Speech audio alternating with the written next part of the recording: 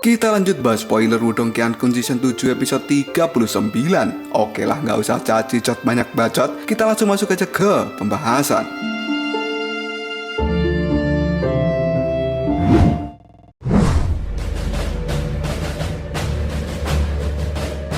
Xiaodio yang masih berwujud hewan buas dari zaman kuno pada saat ini melemparkan cakarnya yang ganas ke arah Lindong sambil berteriak, "Keluarlah kau sekarang!" Yang ternyata cakaran dan teriakan itu bukan ditunjukkan untuk Lindong. Cakar dari Xiaodio pada saat ini dengan cepat merobek ruang kosong di belakang Lindong. Hal ini membuat Lindong kaget dan dia pun berkata dalam hati, "Xiaodio, dia menyerang dan berteriak pada ruang kosong di belakangku. Apakah ada orang lain di tempat ini? Kenapa aku tidak bisa merasakannya? Apakah selama ini kita telah dimata-matai oleh seseorang?" Setelah mengatakan hal ini, Lindong pun segera mengaktifkan energi Yuan di tubuhnya dan dia melesat ke udara setelah dirinya melihat ruang kosong yang barusan dicakar oleh Xiaodio. Karena jika mata-mata itu adalah orang yang jahat, maka Lindong akan siap bertarung dengannya. Tiba-tiba saja, kali ini terlihat sebuah riak energi dari ruang yang kosong, dan sesaat kemudian terdengarlah suara seseorang berkata, "Hahaha, kau memang pantas disebut sebagai iblis Martin Langit. Kekuatan serangmu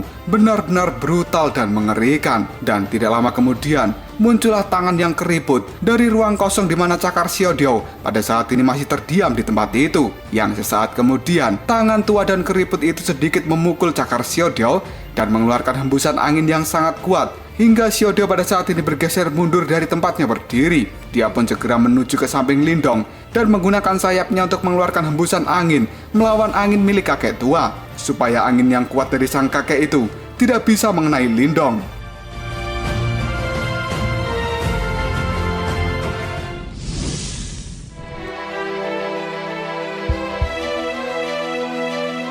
Melihat bahwa saat ini Xiaodio ada di sampingnya, Lindong pun kemudian bertanya, "Xiaodio, siapa dia?"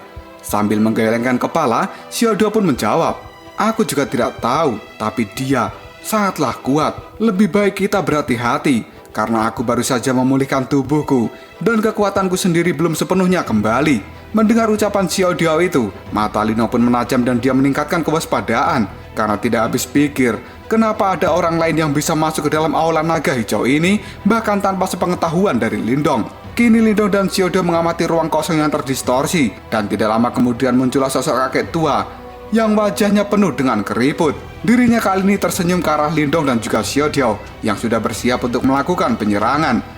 Sesaat kemudian, kakek tua itu pun mengecek seluruh ruangan ini dengan matanya dan dia kemudian mengatakan, "Jadi ini adalah kedalaman dari aula naga hijau. Tampaknya sisa bayangan dari orang itu telah menghilang. Jika tidak, maka orang tua sepertiku ini tidak akan pernah bisa masuk ke tempat ini." Mendengar ucapan dari sang kakek, Lindong pun mengangkat alisnya dan dia berkata dalam hati, "Mungkinkah yang dimaksud oleh Pak Tua ini adalah sisa bayangan dari Raja Naga Kingxi? Karena dirinya telah menghilang, maka perlindungan aula naga hijau juga otomatis menghilang. Dan itulah penyebabnya kakek tua ini bisa masuk ke dalam tempat ini." Setelah memikirkan hal itu, Lindong segera memberikan hormat dan dia pun mengatakan, "Yang muda memberi hormat pada kakek." Hal ini dilakukan oleh Lindong karena dia tidak mau menyinggung kakek tua ini. Menurut firasat Lindong, dia bukanlah kakek sembarangan. Bisa jadi dia adalah rekan dari kakek Sugiono, si legenda dari dunia silaturahmi biologis.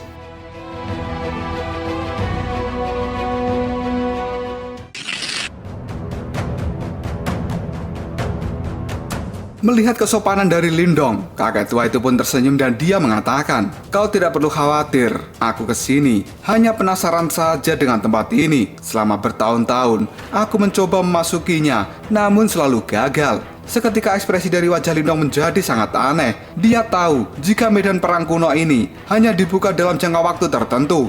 Namun sebenarnya sang kakek tua ini bisa keluar masuk dengan mudah di wilayah medan perang kuno, dan khususnya di ruang warisan dari 4 sekte besar misterius. Hal ini mengungkapkan bahwa tebakan Lindong tidak salah.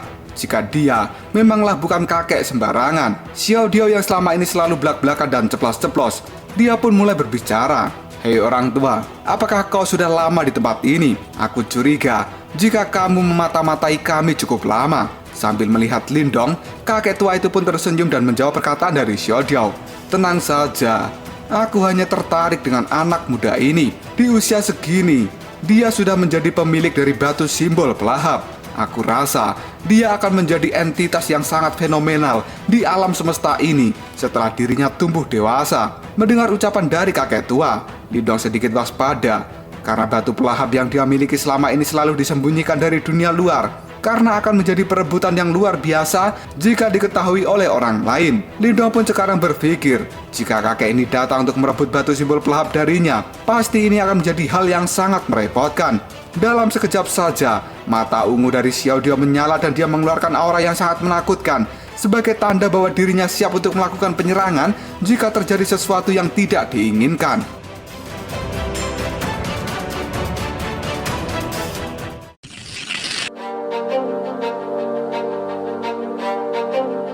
Melihat Xiaodio memancarkan aura pembunuh yang luar biasa, kakek tua itu pun tersenyum dan dia mengatakan, "Santailah sedikit, Martin Langit. Aku tidak memiliki niat bertarung dengan dirimu, meskipun kau adalah iblis Martin Langit. Namun aku tahu, jika kau baru saja memulihkan tubuhmu dan kekuatanmu saat ini, mungkin belum ada 1/10 dari seluruh kekuatan puncakmu, dan kau bukanlah tandinganku." Mendengar ucapan dari sang kakek, Xiaodio merasa diremehkan dan dia berkata, "Kalau begitu, mari kita coba." Melihat Xiaodio akan melakukan pertarungan, Lindong pun segera melambaikan tangan sebagai kode untuk berhenti. Dia sadar bahwa apa yang dikatakan kakek tua ini adalah benar. Walaupun Lindong dan Xiaodio menggabungkan kekuatan mereka, mungkin masih belum bisa mengalahkan kekuatan dari sang kakek. Lindong pun segera memberi hormat dan berkata, "Karena kakek tidak berniat menyerang kami, maka hal ini tidak perlu dikhawatirkan lagi. Kami berdua baru saja menyelesaikan latihan di tempat ini, dan kami tidak ingin berlama-lama lagi di sini.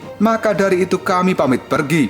Sampai jumpa lagi, kakek." Pada saat Lindong ingin berbalik badan dan pergi bersama dengan Xiaodio, kakek tua itu pun berkata dengan nada yang serius, "Anak muda, namamu Lindong, bukan? Aku sangat tertarik dengan dirimu. Maka dari itu, aku datang menemuimu. Karena aku ingin menyampaikan hal yang sangat penting. Jika nanti temanmu si Martin Langit di sampingmu itu mengungkapkan identitas aslinya, maka kamu akan mendapatkan masalah yang besar." Lindong pun cukup terkejut dan dia bertanya, "Kakek, apa maksud dari ucapan Anda itu?" Sang kakek pun mulai menjelaskan, "Lindong, hubungan wilayah Swan Timur ini dengan kota hewan iblis sangatlah buruk. Selama bertahun-tahun ini mereka saling menyilangkan pedang. Dan saat ini ada anggota inti dari sekte super wilayah Swan Timur yang telah dibunuh oleh anggota dari dunia hewan iblis. Dan suku yang paling bertanggung jawab atas insiden ini adalah suku Martin Langit yang kejam. Oleh karena itu, jika temanmu si Martin Langit ini mengungkapkan identitas aslinya, maka kamu tidak akan dipilih oleh sekte super manapun. Selain itu, kamu juga akan mendatangkan malapetaka yang bisa menghancurkan dirimu sendiri." Mendengar ucapan dari sang kakek, Lindong pun sangat kaget dengan fakta ini, dan sepertinya permusuhan ini memang tidak mudah untuk diselesaikan.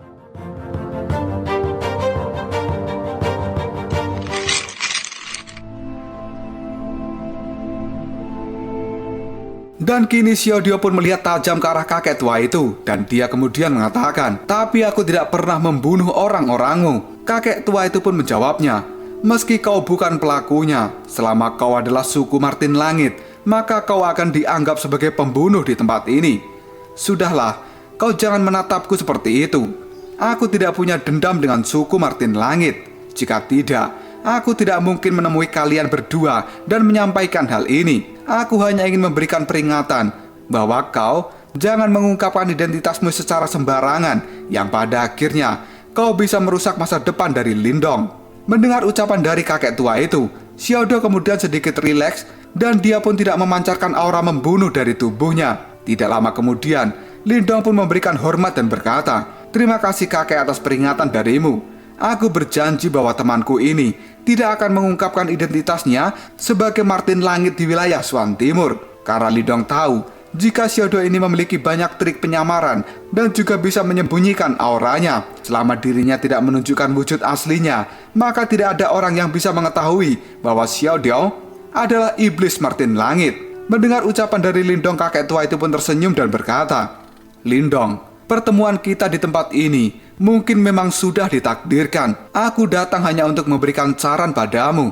Namun aku merasa bahwa di masa depan nanti kita akan bertemu kembali. Aku penasaran bagaimanakah dirimu akan menghadapi perang 100 kekaisaran nanti. Karena perang 100 kekaisaran kali ini ada banyak individu yang sangat merepotkan dan kejam.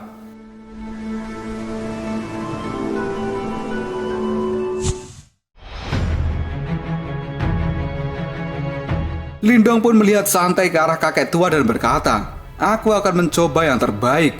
Hal ini dikarenakan bahwa Lindong sadar bahwa dirinya berasal dari kerajaan peringkat rendah dan tidak memiliki sumber daya yang tinggi seperti yang dimiliki oleh kerajaan tingkat tinggi. Sang kakek pun melihat Lindong dan berkata, "Saat ini para praktisi dari kerajaan super itu, mereka telah mendominasi peringkat emas nirwana pada perang 100 kekaisaran selama bertahun-tahun. Jika ada pemuda dari kerajaan tingkat rendah yang bisa merebut posisi itu, pasti akan sangat menarik." Hahaha. Ucapan kakek ini membuat Lindong kaget dan dia berkata, "Hah?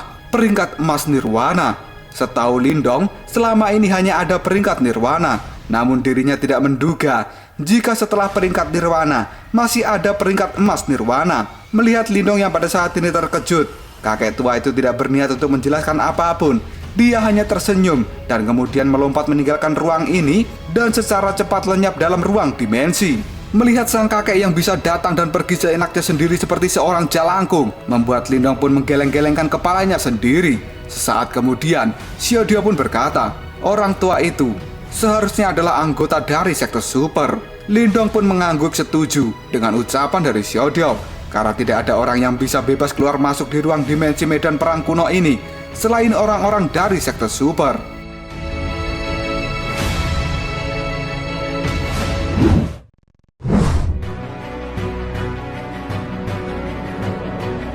Sesaat kemudian Lindong melihat pada Xiaodio dan berkata, "Xiaodio, ubah dirimu kau wujud manusia. Aku takut bentukmu saat ini akan memancing keributan di medan perang kuno." Xiaodio pun menurut pada Lindong karena ucapan kakek itu adalah peringatan yang sangat tegas. Jika Xiaodio tetap menunjukkan bentuk aslinya, kemungkinan memang akan menjadi bencana yang besar, yang bahkan orang-orang dari sekte super akan memburu dan juga membunuh Xiaodio. Dan kini dengan cepat Xiaodio pun mengeluarkan cahaya ungu di tubuhnya. Dia pun kemudian menyusut dan berubah menjadi bentuk manusianya yang sangat tampan. Raut wajah dari Xiaodio adalah raut wajah pemuda yang sangat cuek dan dingin. Namun dia benar-benar sangat tampan. Dan wajah seperti ini biasanya akan membuat banyak wanita tersepona sampai sel telur mereka meronta-ronta tidak karuan pengen dikasih siraman rohani. Lindong pun yang melihat wajah dari Xiaodio nampak tertegun sebentar. Dia tidak melihat aura menyebalkan seperti yang dilakukan Xiaodio setiap hari ketika dirinya dalam bentuk roh, dengan mata yang berbinar dan bibir yang berkedut. Karena penuh rasa senang, Lindong pun berkata, "Xiaodio." Namun sesaat kemudian Lindong merasa gemes pengen menendang bokong dari Xiaodio yang selama ini sangat menyebalkan. Selain itu, untuk mengungkapkan rasa bahagia di hati Lindong karena pada akhirnya Xiaodio telah bisa hidup kembali.